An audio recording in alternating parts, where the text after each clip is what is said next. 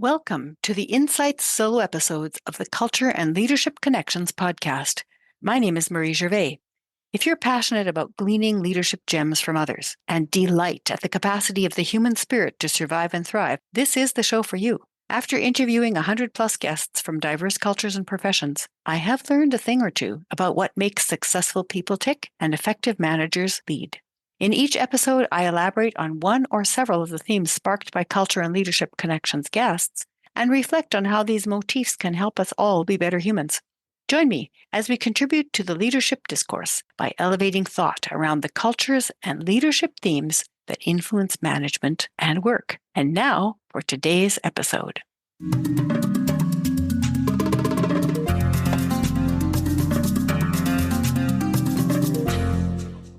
Hello, everyone, and welcome to Culture and Leadership Connections solo podcasts on leadership and culture insights. These are the musings of my brain and experience in relation to the collective experience and wisdom that I have been graced with in my work experience and also in my many interviews and projects with countless managers and employees. So after writing all of different management courses for different organizations, which requires research, looking for promising practices, also interviewing many managers, and trying to identify leadership skills that needed to go into a course at different levels, I have come to believe that managing well requires three key things. And that's what this episode is about, learning to manage well. This is what I'm putting together out of what I have already collected. Now, it may change, but I think it's based on principles that can be expanded on rather than to be just dismissed. And the three are: the first, most important critical piece of learning to manage well is self-regulation and self-governance. And I'll speak about that at length. The second one is the ability to differentiate, to unite. And the third one is the ability to have high-level thought integrated throughout and responsive to operations. When you think about these three things, you are likely to be a pretty amazing manager if you can show that you are developing and growing in these areas. It doesn't mean you have to have perfected them, just that you're developing and growing in those areas. And the proof that you are doing a good job of managing is that those three areas will also be evident in the behavior of your teams across departments and in individual conversations and actions. So the first one, self-regulation, which I speak about often because it is so critical to making good decisions. I have 3 points. When you are able to regulate yourself, it's because you're aware that you have feelings and you can speak to those feelings and say, I notice and accept that I have this feeling right now. It does not mean I need to act on it. And that is the essence of self-governance, that you can be aware of your feelings and be aware of your thoughts without acting on them because you are considering their impact. That's why it's self-governance. You're governing what you are experiencing in a way that is likely to produce the best results. We may not always make good decisions in this area. However, we are constantly thinking about how we can become more self-aware and govern ourselves better. The result will be that we're able to discharge unpleasant emotions safely from the body, that we read reality appropriately, and the evidence will be that we feel calm and peaceful, and our behavior will also be calm, regulated, and peaceful. Even in emergencies, we'll be able to respond in a calm, appropriate manner because we have practiced the skills of self-awareness and self-governance. So that is one of the skills of a good manager. The other one is other awareness and empathy, because when you're aware of yourself, it should automatically translate into other awareness and empathy for other people's experience. If it doesn't, you don't experience self-awareness, you're experiencing self-absorption. Self-absorption is the product of the ego. Self-awareness is the product of the spirit. And the product of the ego always leads down. The product of the spirit leads to expansiveness and growth. So if you are experiencing self-awareness, you should notice and will notice more other awareness and more empathy.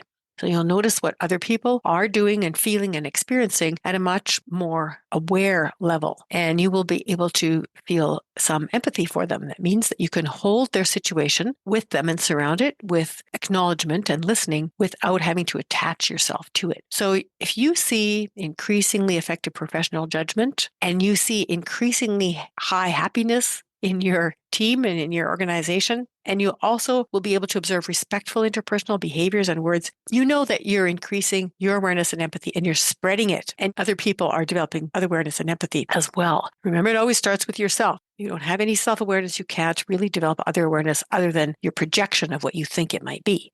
You will see in the workplace when there is increased other awareness and empathy, you will see ongoing efforts towards bringing joy and offering solace. Means others are looking for ways to bring happiness to each other and to console each other when they're sad. That will be the sign that your management is working well because the other awareness and empathy is spreading. The third point under self-regulation and governance is the ability to change and sustain one's habits for elevated thought and action. Any manager who can't change their behavior and sustain any behavior change cannot manage others. Because if you can't change your own behavior and sustain that behavior change, then you're unable to see what other people need to be able to do the same.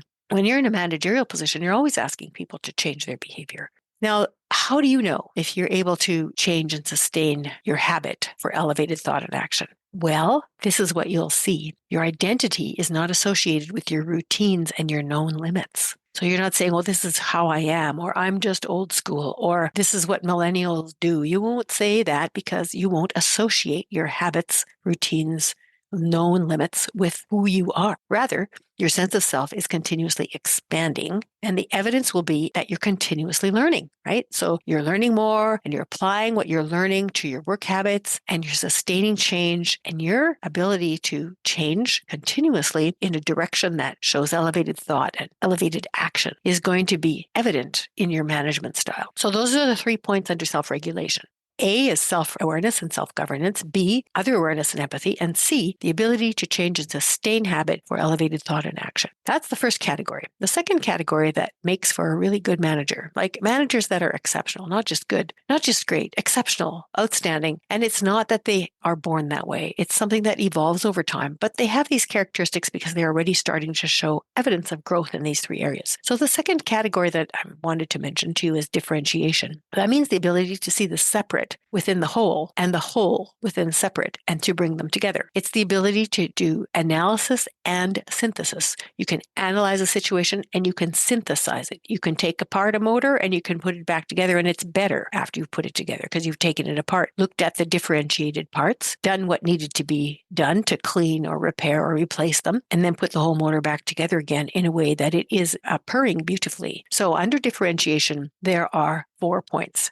So the first one is separation of identity from in-group and out-group bias. That means you don't see yourself as being the group that you happen to identify with. It is a very dangerous thing to see yourself as being the group and the group as you. You may have a feeling of belonging in the group, but the group is not your identity. And as soon as that group is the in-group, or the people that you feel most comfortable with, is your identity, that means everybody else is out. And if everybody else is out, it's easier to make decisions that hurt them and that benefit you, which end up being unsustainable. If you have a strong out-group bias with no in-group bias, that means you have no sense of security. You need a sense of security, which is the sense of belonging that comes from being part of one or several groups. So that is necessary. You can't just have all out-group identity. So you want in-group identity and out-group interest. You are willing to learn and to develop things based on what you experience in those new groups. Now, if you have everything, you have no identity for out-group, no identity for in-group, then you're in a dangerous place. That's where people form gangs. That's where people are suicidal. So this idea of identity is a really important thing to consider when you're a manager. What do you consider to be you? And can you separate that idea of you from the groups you belong to? Because if you can't, that means that you have to do whatever that group does to be true to yourself. And that is a dangerous place to be and to see and to experience. So the proof that you're able to separate your identity from the group is that you can stand on the outside and look in and see what's good and what's not so good about the group. So in order to be able to separate identity from bias of groups is the capacity to hold multiple points of view and experience those multiple points of view without attaching yourself to them. And as you consider these multiple points of view, one eventually will emerge, or several, as being viable. And when that happens, you know that you're managing well because you're not basing your management decisions on who you are. It's not about who you are. It's about what is going to be best for the collective. And you can't do that if you are stuck in identity constraint. The second one is capacity to inspire others and to be inspired by them. A lot of times people say, oh, I really want to be an inspirational leader. Well, if you are inspired by others, you're likely to be more inspiring yourself. And if you do inspire others, you will also be inspired by them. It's kind of two sides of the coin. And the proof that you're able to inspire others and be inspired by them is that there's increased creativity in both parties' behaviors and increased appreciation and joy. The third point is the ability to balance encouragement and challenge. That means that when people are not feeling strong, you can encourage them and build them up. And then when they're feeling strong, but they're not showing their best selves, you can challenge them to step up to the plate. So you will start to see an increased standard of excellence in work outcomes, in behaviors, and in interpersonal response to teams, within the teams and between departments, when people can balance encouragement and challenge. And it's the leader who gives the example, but the others also are growing the skill. And the last part in the second category of differentiation is being able to read reality without becoming hopeless in the face of difficulty. There are a lot of ugly realities and difficult realities in the workplace, and people go through a lot of difficulties. But if those difficulties that you can see and read, like it's a literacy to be able to read what's around you in people's experience and in the world, if you've got that developed literacy and you're not hopeless, that is the sign of a really great leader. Because others can continue with integrity and motivation, even in difficult situations. Imagine people being in war situations and in horrible camp and refugee situations, and yet still believing in the ability of the human spirit to succeed and to improve past this difficulty. That's what I'm talking about. The ability to read the reality without leaving to hopelessness in the face of difficulty. And the evidence is the power of the human spirit to rise and to shine. That's the second category. All right, now I'm on my third category. I know it's hard to remember them all, but luckily you have the show notes. So the third category that I think is so important for being a wise leader is high-level thought integrated throughout and responsive to operations. It's not good enough to have great ideas and then nobody can act or operate on them. And you're always having big arguments with operations between departments because the high-level thought is not integrated. And that happens when people are not consulted. So being able to think, well, where do we want to go? What are our goals? What are our values? Where would we like to be as an organization in 5 years, 10 years, and in 100 years? That is high-level thought. But we still have to be responsive to the reality of the operations. If we aren't, everything falls apart. So there are 3 points in this category. The first one is to learn to have principle-based discussions that respect individual inputs. So a principle might be that you listen to people with interest. However, you don't tolerate anyone to dominate. There's a principle right there. So that means that you're able to listen with interest without getting defensive, and you're not allowing anyone to dominate. So it means that you're respecting individual inputs, individual stages of development, because not everybody's at the same spot at the same time. And it considers people's cases and situations in context, not only of what's going to happen now, but also the future. So the proof is that you're starting to see more and more how principle affects outcomes. And the evidence is that through responsiveness to context is very smooth. Now, just imagine an organization and an individual speaking to the organization. The organization is responding and listening carefully and then responds to the individual. And this continues over and over again. There's a porousness and a responsiveness between the agency of the individual and also the solidity and structure of the organization. This is what I'm talking about. Principle-based discussion that respects the individual and responds to it appropriately. The second one is collective decision-making that promotes honest and kind participation. So you can do this with a group, and everybody is both honest and kind at the same time. You will start to build agreed upon solutions that benefit the whole without excluding individuals or groups. And so this ability to make collective decisions is desperately needed in the world. People are making decisions based on a small collectivity, a small limited identity where they're constraining their identities and their belonging and staking their territory in ways that are ultimately going to destroy them and are destroying other peoples and lands. And to reverse that, we have to think, how can we honestly and kindly discuss this and build agreed upon solutions until we are finding a way to make this work? It's not easy, but it is possible. It just requires the decision to have high-level thought based on principle and to be responsive to the situation. And the final one is the ability to translate thought into action, reflect on the outcomes, and make adjustments. It's not a sign of weakness to change your mind, but it is if you're constantly changing your mind every 2 or 3 seconds. It's not a sign of strength to make a decision and stick to it, even though people are very badly affected by the outcome. But it is a sign of strength to be able to say, this one didn't work the way we thought. Let's reconsider. Or this one worked well in this area, but this piece is not working. The ability to translate thought into action and then reflect on the outcomes and adjust, it's really wise leadership. And you will see words spoken with the intent of putting them into effective action rather than trying to impress people or deflect from weaknesses. You'll see less and less ego. You'll see more and more evidence that together we rise. It's really lovely to see that. So let me just do a quick recap. My take on what is really necessary to be a good manager. And this means also good governance. This means us working together as human beings on a very fragile and beautiful planet to which we are connected. My take is there are three important categories. The first one is self-regulation. Second one is differentiation. And the third one is high-level thought integrated throughout and responsive to operations.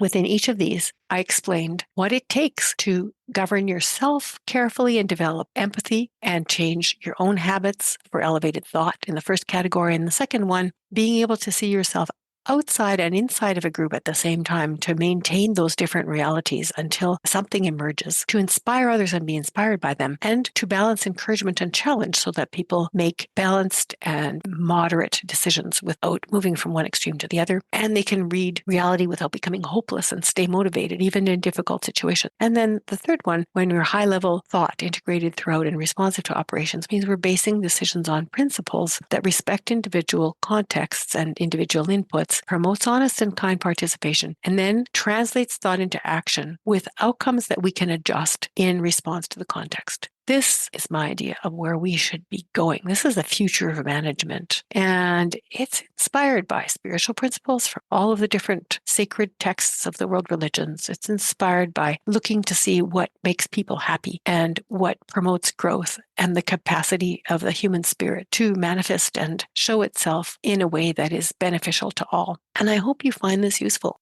Look at the show notes to find more, and I would love to hear from you. If you are so moved, please do ask a question, propose a different point of view, and you can do that on our fan list page by going to the webpage, shiftworkplace.com/podcast, and click on Send Us a Response. So there you go. Looking forward to hearing from you, and I hope you found this useful. May culture and leadership connections continue to guide and inspire your day.